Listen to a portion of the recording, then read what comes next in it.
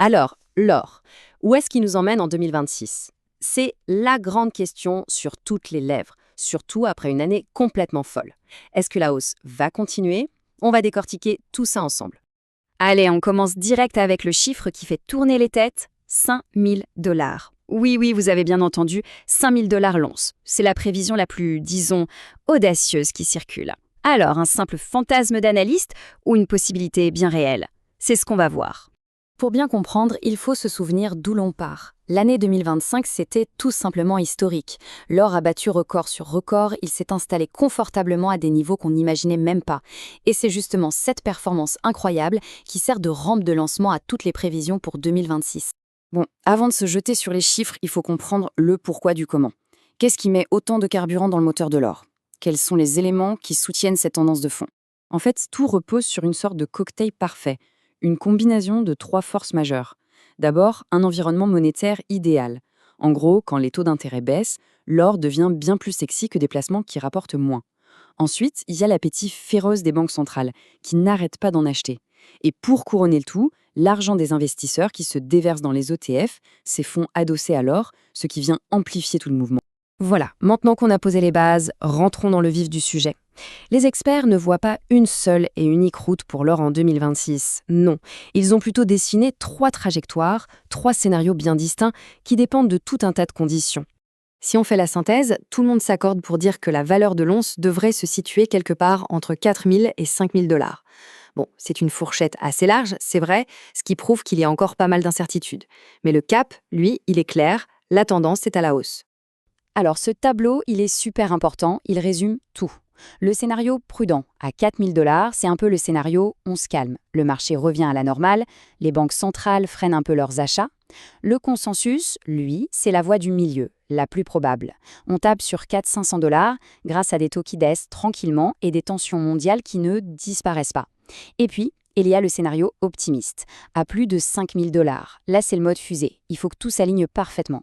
Et visuellement, ce graphique rend les choses limpides. On voit très bien ces trois marches. Et il faut bien comprendre que le saut entre le consensus et le scénario optimiste, ce n'est pas juste un petit bond. C'est un vrai changement de dimension pour le marché de l'or. Si on s'attarde un peu sur ce fameux scénario consensus, en fait, c'est tout simplement la suite logique de l'histoire commencée en 2025. Pas de grosses surprises, pas de rupture. On continue sur la même dynamique, des taux qui continuent de baisser, un dollar un peu plus faible, bref, des conditions qui restent favorables à l'or. Et bien sûr, on ne peut pas parler de l'or sans parler géopolitique. C'est un facteur clé. Dans le scénario de base, disons que l'instabilité qu'on connaît déjà suffit à maintenir l'or comme valeur refuge.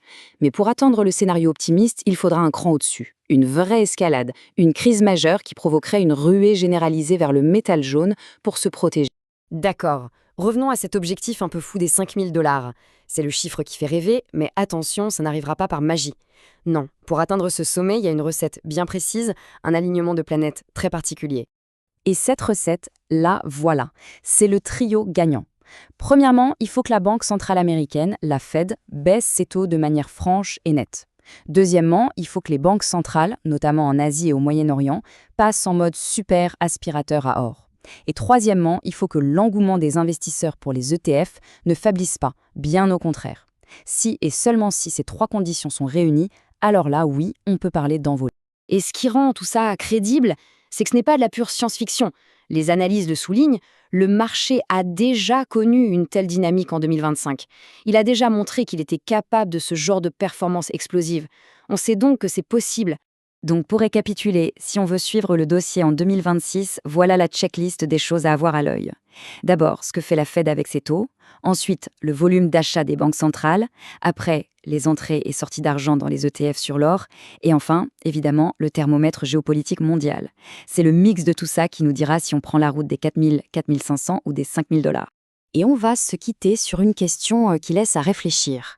On a vu les scénarios logiques basés sur des tendances, mais quel pourrait être l'événement totalement imprévisible, le fameux signe noir, qui viendrait tout balayer et rendre toutes ces analyses complètement caduques? C'est le petit rappel que sur les marchés, la seule chose dont on est sûr, c'est qu'il n'y a jamais aucune certitude.